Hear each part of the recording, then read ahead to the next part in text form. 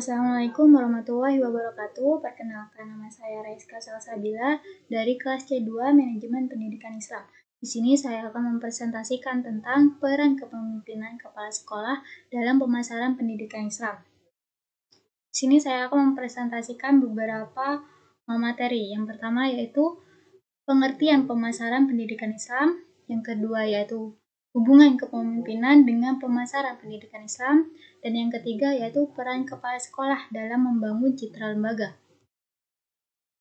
Materi yang pertama yaitu pengertian pemasaran pendidikan Islam. Secara etimologi, pemasaran berasal dari kata pasar atau market yang berarti tempat penukaran barang atau jasa. Adapun yang dipasarkan ialah barang atau jasa itu sendiri. Sedangkan secara terminologi, menurut Maynard dan Beckham, pemasaran merupakan usaha yang meliputi penyaluran barang dan jasa dari sektor produksi ke sektor konsumsi. Pengertian pemasaran pendidikan Islam itu sendiri yaitu suatu organisasi produksi yang menghasilkan jasa pendidikan yang dibeli oleh para konsumen. Adapun konsumen tersebut ialah siswa, orang tua, masyarakat, dan seterusnya. Pemasaran merupakan layanan jasa yang membutuhkan komitmen penyedia layanan jasa pendidikan dalam mencitrakan keunggulan yang sesuai dengan standar mutu yang telah ditetapkan. Cara pemasaran layanan jasa itu juga membutuhkan daya dukung infrastruktur, teknologi informasi, dan sumber daya manusia untuk memberikan energi dalam mencitrakan proses dan hasil performa kelembagaan. Untuk materi yang kedua yaitu hubungan kepemimpinan dengan pemasaran pendidikan Islam.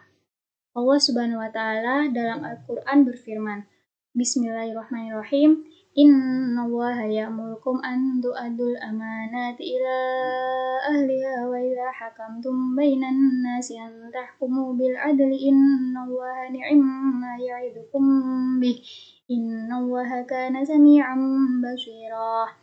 Yang artinya, sesungguhnya Allah menyuruh kamu menyampaikan amanat kepada yang berhak menerimanya dan menyuruh kamu apabila menetapkan hukum di antara manusia supaya kamu menetapkan dengan adil. Sesungguhnya Allah memberi pengajaran yang sebaik-baiknya kepadamu dan sesungguhnya Allah Maha mendengar lagi Maha melihat. Dari ayat tersebut dapat kita sampaikan bahwa lembaga pendidikan berwenang dalam mengelola pendidikan yang berlangsung pada lembaga tersebut, termasuk dalam pengolahan metode belajar, materi pembelajaran, kegiatan siswa, hingga kegiatan pengenalan lembaga pendidikan ke masyarakat luas. Karena itu, seorang pemimpin dalam lembaga pendidikan memegang peranan yang sangat penting. Nah, kepemimpinan kepala madrasah yang kuat sangat mendukung karakter peningkatan pemasaran jasa pendidikan. Kepemimpinan yang kuat meliputi beberapa kemampuan, antara lain kemampuan manajerial, kemampuan memobilisasi, dan kemampuan memiliki otonomi yang luas. Nah, di sini berikut adalah contoh dari bauran pemasaran dalam suatu madrasah. Sini ada suatu fenomena madrasah. Ada 4 fenomena madrasah. Yang pertama yaitu madrasah sebagai pilihan kedua setelah sekolah. Ini maksudnya setelah sekolah negeri. Yang kedua yaitu persaingan global jasa pendidikan atau hyper competition. Yang ketiga yaitu pengelolaan madrasah masih ala kadarnya. Yang keempat yaitu madrasah harus meningkatkan mutu. Nah, dari fenomena tersebut, maka madrasah harus berorientasi pada kepuasan pelanggan. Kepuasan pelanggan itu sendiri meliputi produk madrasah itu sendiri.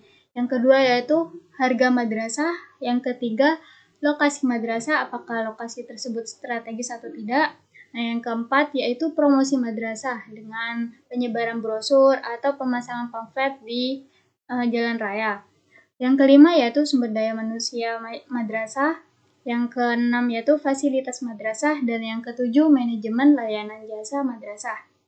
Dari hal tersebut maka akan kita ciptakan suatu kepuasan siswa madrasah.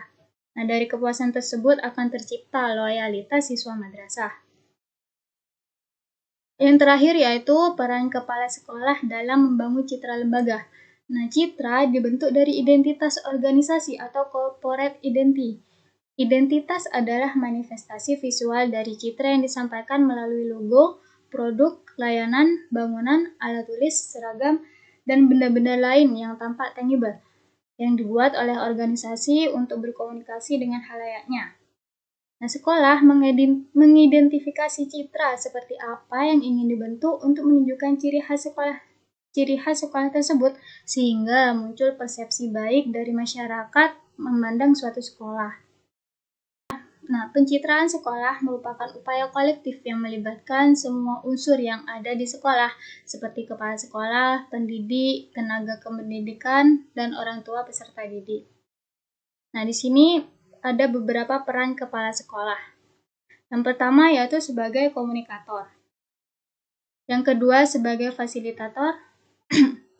Nah, yang pertama yaitu sebagai komunikator. Nah, pihak sekolah itu memerlukan pengertian dari masyarakat tentang tujuan kegiatan pendidikan yang ada di sekolah, yaitu pihak sekolah harus mengkomunikasikan dengan masyarakat apa tujuan dari kegiatan pendidikan yang ada di sekolah, apa tujuan dari masyarakat itu sendiri. Yang kedua yaitu sebagai fasilitator. Nah, sebagai fasilitator ini, kepala sekolah harus memberikan fasilitas pertukaran informasi antara orang tua dan guru yang memberikan perhatian penuh terhadap pendidikan anak. Yang ketiga yaitu sebagai evaluator. Sebagai evaluator di sini, kepala sekolah harus melakukan evaluasi terhadap semua program, termasuk membangun citra madrasah. Apakah sudah cukup baik atau belum citra yang dihasilkan oleh sekolah itu sendiri. Nah, maka dapat dikatakan bahwa kemampuan, kemauan, dan kesempatan partisipasi masyarakat dalam pendidikan didasarkan pada tanggung jawab sekolah untuk memberikan citra yang positif. Nah, semakin baik persepsi warga sekolah dan masyarakat terhadap citra suatu sekolah, maka semakin tinggi pula partisipasi warga sekolah dalam masyarakat terhadap sekolah tersebut. Sekian dari saya, presentasi dari saya. Kurang lebihnya mohon maaf. Wassalamualaikum warahmatullahi wabarakatuh.